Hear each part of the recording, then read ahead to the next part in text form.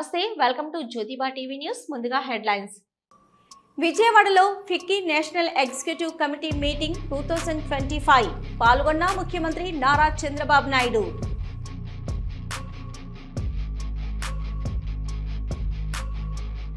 పోలవరానికి పర్మిషన్లు అన్ని తెచ్చింది వైఎస్ఆర్, బిల్డప్ ఇస్తుంది చంద్రబాబు. మాజీ మంత్రి బుగ్గన రాజేంద్రనాథ్ రెడ్డి విసురులు.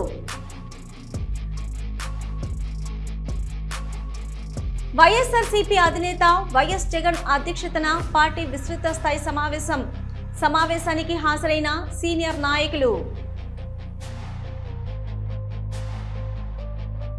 బీసీ సంక్షేమ శాఖ ఆధ్వర్యంలో హెచ్ఎండిఏ గ్రౌండ్లో బీసీ కుల వృత్తుల వస్తు ప్రదర్శన ప్రారంభించిన సీఎం పట్టి విక్రమార్క సహచర మంత్రులు. మాదక ద్రవ్య దుర్వినియోగం మరియు అక్రమ రవాణా వ్యతిరేక అంతర్జాతీయ దినోత్సవం పాల్గొన్న మంత్రి పొన్నం.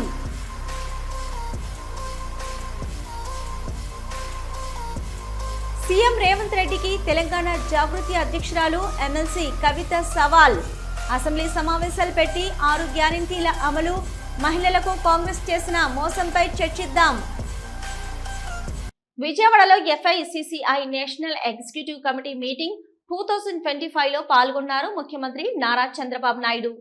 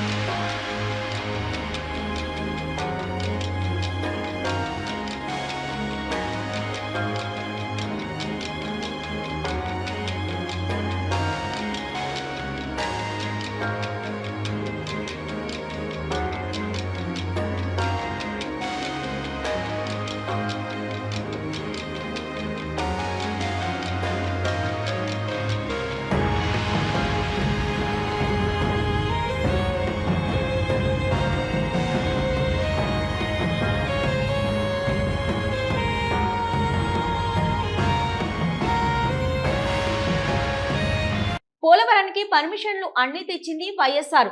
అయితే నారా చంద్రబాబు నాయుడు మాత్రం పోలవరం మొత్తం తానే కడుతున్నట్టు బిల్డప్ ఇస్తున్నాడని మాజీ మంత్రి బుగ్గన రాజేంద్రనాథ్ రెడ్డి విమర్శించారు. ఇప్పుడు 2348 కోట్లు వచ్చింది. 2348 కోట్లు వస్తే వీళ్ళు ఏం చేసినారు? అక్టోబర్ 9 వస్తే జనవరి 12, 2025 వరకు ఆ డబ్బులు ఒక ప్రత్యేకమైన అకౌంట్లో పెట్టమన్నారు. కేంద్రం ఏమనిందంటే మీరు వాడుకోకూడదు, ఇది కేవలం పోలవరంకే, ఇది మీరు ఒక ప్రత్యేకమైన సింగిల్ నోడల్ ఏజెన్సీ అంటారు, దాన్ని SNA అంటారు. అంటే ఒక ప్రత్యేకమైన అకౌంట్ ఓన్లీ ఆ పనికి మాత్రమే దాంట్లో పెట్టాలంటే వీళ్ళు ఏం చేసినారు? పెట్టకుండా వాడుకుంటే కేంద్ర జలవనరుల శాఖ జలశక్తి వాళ్ళు కోప్పడి చాలా కోపంగా ఉంటే అప్పుడు చివరకు ఎట్టకేలకు జనవరి 12, 2025 అంటే అక్టోబర్ నుంచి నవంబర్, డిసెంబర్, జనవరి ఇంచుమించు 3 నెలల తర్వాత అప్పుడు తీసుకొచ్చి అకౌంట్లో పెడతారు. శవాల మీద రాజకీయ పబ్బం గడుపుకునే అరాచక పార్టీ వైసీపీ అని ఎమ్మెల్సీ ఆళ్లపట్టి రాజేంద్ర ప్రసాద్ ఘాటు విమర్శలు చేశారు. మానవత్వానికి అర్థం తెలియని వ్యక్తిగా వైఎస్ జగన్ పై విమర్శలు చేశారు ఆయన.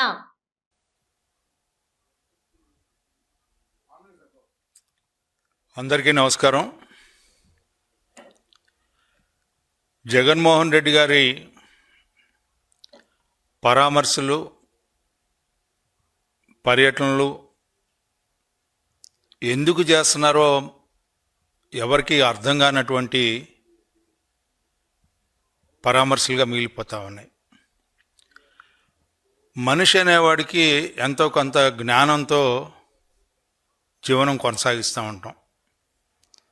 అందుట్లో ప్రజలతో ఉండేవాళ్ళం, రాజకీయాలతో ఉండేవాళ్ళం, ప్రజల పక్షాన ఉన్నాము అని అనుకునే నాయకులకి మాత్రం కొన్ని అంశాల్లో, మరి ముఖ్యంగా జగన్మోహన్ రెడ్డి గారు లాంటి వారు కొన్ని సూత్రాలు పాటించాల్సిన అవసరం ఉందని చెప్పి నేను అనుకుంటా ఉన్నా. వైఎస్ఆర్సీపీ అధినేత వైఎస్ జగన్ అధ్యక్షతన పార్టీ విస్తృత స్థాయి సమావేశం జరిగింది.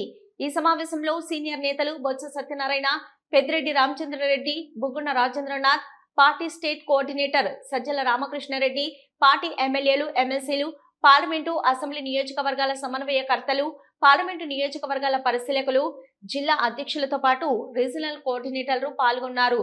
సహా పార్టీ ముఖ్య నేతలు ఉన్నారు.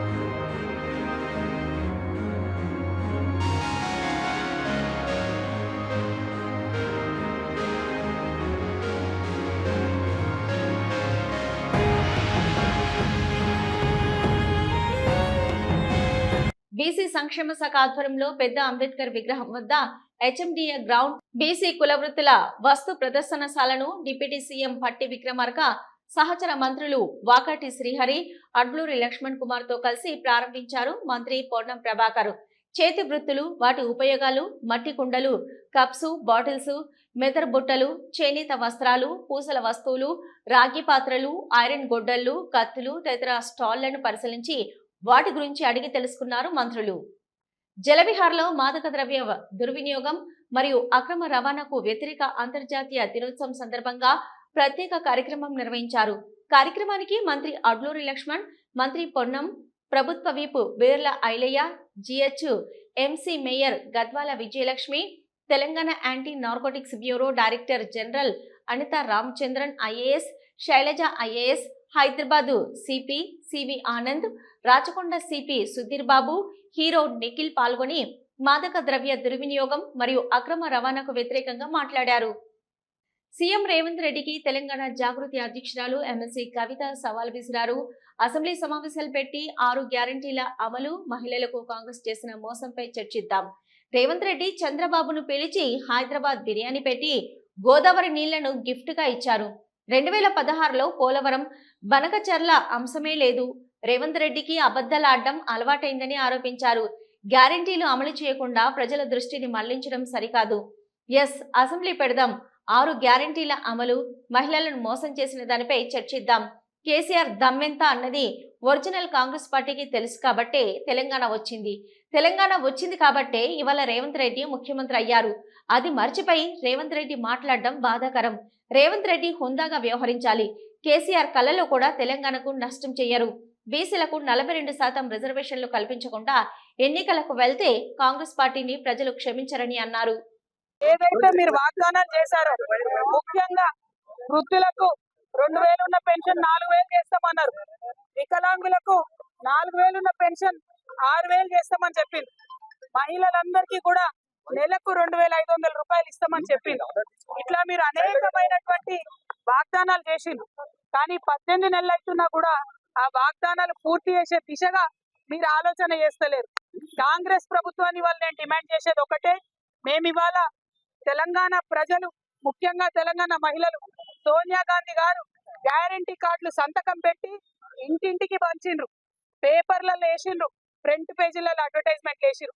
అవి చూసి సోనియా గాంధీ గారు ముఖం చూసి నమ్మి కాంగ్రెస్ కి అధికారం ఇస్తే మరి మీకు ఓటేసినటువంటి మహిళలు మీరు మోసం చేసి, మీకు ఓటేసినటువంటి వృద్ధులను మీరు మోసం చేసి, మీకు ఓటు వేసినటువంటి వికలాంగులను మీరు మోసం చేసి, అందుకే ఇవాళ మేము వేల సంఖ్యలో పోస్ట్ కార్డులు తీసుకొని సోనియా గాంధీ గారికి మరి మేము పంపించడం జరుగుతూ ఉన్నది.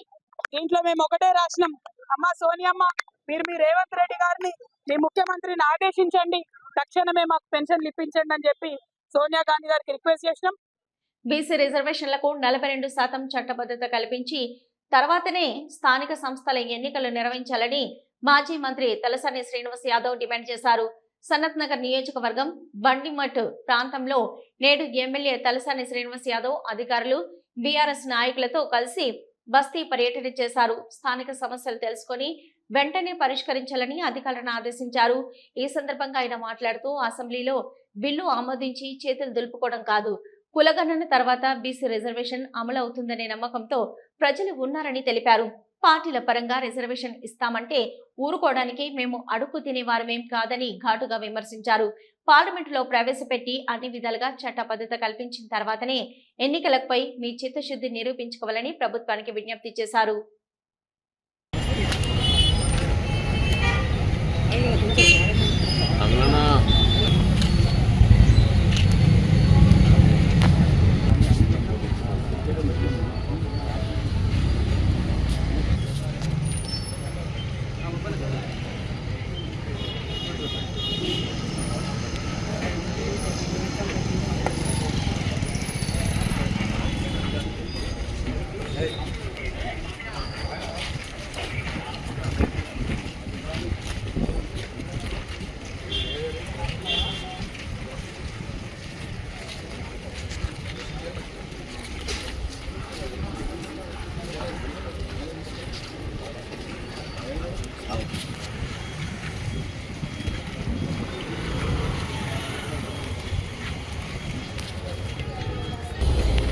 అదేవిధంగా మన క్యాబినెట్లో కూడా ఏదో సూచాయంగా మాట్లాడేది. బీసీ రిజర్వేషన్ కులగణన జరిగిన తర్వాత బీసీ రిజర్వేషన్ 42% అఫీషియల్గా వచ్చిన తర్వాతనే ఎలక్షన్ పోవాలని చెప్పి మా ప్రధానమైనటువంటి నిర్ణయం. పార్టీల పరంగా మేము 42% ఇస్తామంటే కుదరదు. ఎందుకంటే ఈ రాష్ట్రంలో బీసీ సమాజం ఎప్పటి నుంచో దీర్ఘకాలికంగా ఉన్నటువంటి ఆ ఇష్యూ ఇప్పుడు సాల్వ్ అవుతుంది అనేటువంటి ఒక నమ్మకంతో ఉన్నది. ఏదో అసెంబ్లీలో కూడా నేను చెప్పిన తూతూ మాత్రంగా తీర్మానం చేసి ఢిల్లీకి పంపించేసి మా చేతులు దొరుకుతుంటే కుదరదు అని చెప్పి నేను ఆ రోజు చెప్పిన సేమ్ అదే జరుగుతుంది. తిరుపతిలో లింగ నిర్ధారణ పరీక్షలు గుట్టు చప్పుడు కాకుండా నడుస్తున్నాయి. ఓ ప్రైవేట్ స్కానింగ్ సెంటర్ ఆధ్వర్యంలో స్టే హోంలో చట్టవిరుద్ధమైన పనులు కొందరు ప్రైవేట్ డాక్టర్లు చేస్తున్నారు. తిరుపతిలో కొత్తగా స్టే హోంలో గుట్టు చప్పుడు కాకుండా లింగ నిర్ధారణ పరీక్షలు జరిపినట్లు సమాచారం. గ్రామీణ ప్రాంతాల నుండి వచ్చే గర్భిణీలకు రహస్యంగా లింగ నిర్ధారణ పరీక్షలు నిర్వహించారు. సమాచారం తెలిసి స్టే హోంపై జిల్లా వైద్య ఆరోగ్య శాఖ అధికారులు దాడి చేశారు. లింగ నిర్ధారణ పరీక్షకు వినియోగించే స్కానింగ్ పరికరాలను సీజ్ చేశారు. నిర్వాహకులను, ప్రైవేట్ ఆసుపత్రి సిబ్బందిపై పోలీసులు కేసు నమోదు చేసి అదుపులోకి తీసుకుని విచారిస్తున్నారు. తిరుపతిలోని స్కానింగ్ సెంటర్లపై జిల్లా వైద్య ఆరోగ్య శాఖ అధికారులు ప్రత్యేక నిఘా ఉంచారు. మేము ఒక స్కానింగ్ సెంటర్స్ మీద ఒక నిఘా పెట్టడం జరిగింది. కొంత సమాచారం మేరకు చిత్తూరు డిస్టిక్ నుంచి కొంత ఇన్ఫర్మేషన్ రావడంతో డిఎంహెచ్ఓ సారు మమ్మల్ని ఒక ఆపరేషన్ స్కానింగ్ సెంటర్లో కొంతమంది పీసీఎన్డిటీ యాక్ట్ మీద ఇల్లీగల్ యాక్టివిటీస్ చేస్తున్నారు, దీని మీద మీరు పోయి రైడ్ చేయమని మాకు ఆదేశించడం జరిగింది. మా టీము ప్లస్ చిత్తూరులో కొంతమంది వాలంటీర్ సహాయంతో ఈ యొక్క స్కానింగ్ సెంటర్ల మీద నిఘా పెట్టడం జరిగింది. ఉదయం 10:30 నుంచి స్టార్ట్ చేశాము.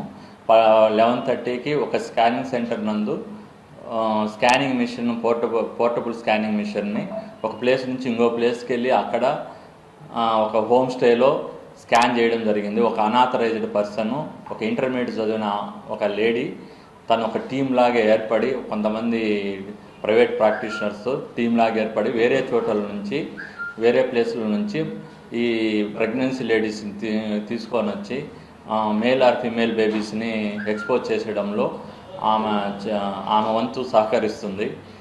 మేము ఆమెతో ఫోన్లో మాట్లాడగా ఆమె ఈ వృత్తి నేను ఒక స్కాన్ సెంటర్లో 8 years పనిచేస్తాను, నాకు ఇదే అనుభవం ఉంది, నాకు ఇంకొక మార్గం లేదు కాబట్టి నేను ఇదే చేసుకుంటాను అనేసి కూడా వాయిస్ రికార్డింగ్ కూడా చేశాము.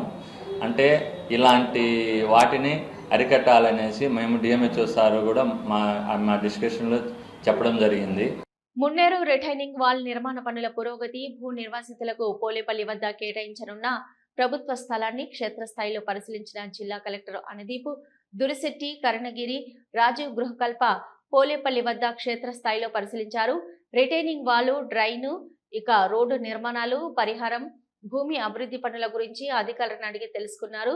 మున్నేరు నదికి ఇరువైపులా 8.5 కిలోమీటర్ల చొప్పున మొత్తం 17 కిలోమీటర్లు రిటైనింగ్ వాల్ నిర్మాణం చేపట్టవలసి ఉందని, దీనికోసం 138 ఎకరాల పట్టా భూమి సేకరించవలసి ఉందని తెలిపారు. ప్రభుత్వ భూమి అభ్యంతరం లేని చోట్ల పనులు జరుగుతున్నాయని, పోలేపల్లి రెవెన్యూ గ్రామంలో అందుబాటులో ఉన్న నాగార్జున సాగర్ ప్రాజెక్టు 300 ఎకరాల ప్రభుత్వ భూమిని అన్ని విధాల అభివృద్ధి చేసి భూ నిర్వాసితులకు పరిహారంగా అందించాలని, ఇప్పటి వరకు 70 ఎకరాల వరకు భూములు ఇవ్వడానికి పట్టదారులు ఒప్పుకున్నట్లు మిగతా వారితో చర్చలు జరిపి ఒప్పించాలని కలెక్టర్ ఆదేశించారు.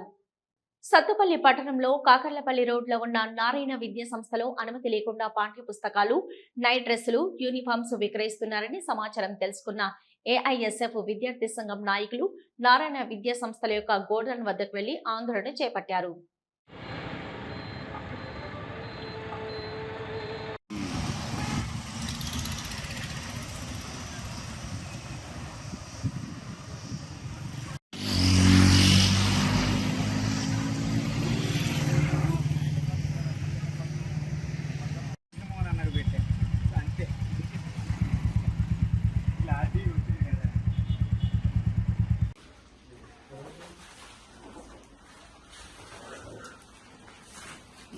ఒక ఎంఆర్పి కూడా ఉంటుంది సార్, వీళ్ళమ్మే బుక్స్ ఒక బార్ కోడ్ కానీ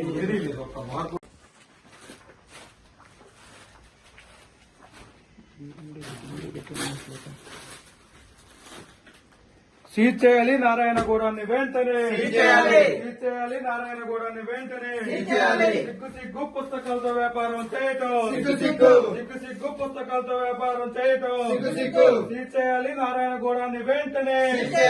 బ్రాండ్ వేసుకున్నారు కదా, ఇట్లా అమ్మడానికి నామ్స్ లేదా? నామ్స్ లేవండి. నామ్స్ లేకుండా ఇష్టానుసారంగా లక్షలాది రూపాయలు. లోయర్లు కూడా అమ్ముతున్నారండి. లోయర్లు కూడా బయట దొరకాలి.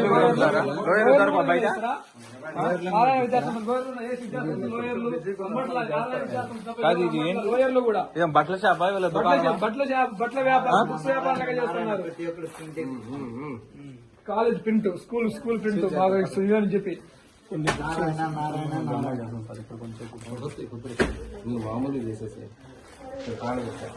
బ్రాండ్ వేసుకున్నారు కదా, ఇట్లా అమ్మడానికి నామ్స్ లేదా? నామ్స్ లేవండి. నామ్స్ లేకుండా ఇష్టానుసారంగా లక్షలాది రూపాయలు. లోయర్లు కూడా అమ్ముతున్నారండి. లోయర్లు కూడా బయట దొరకాలి.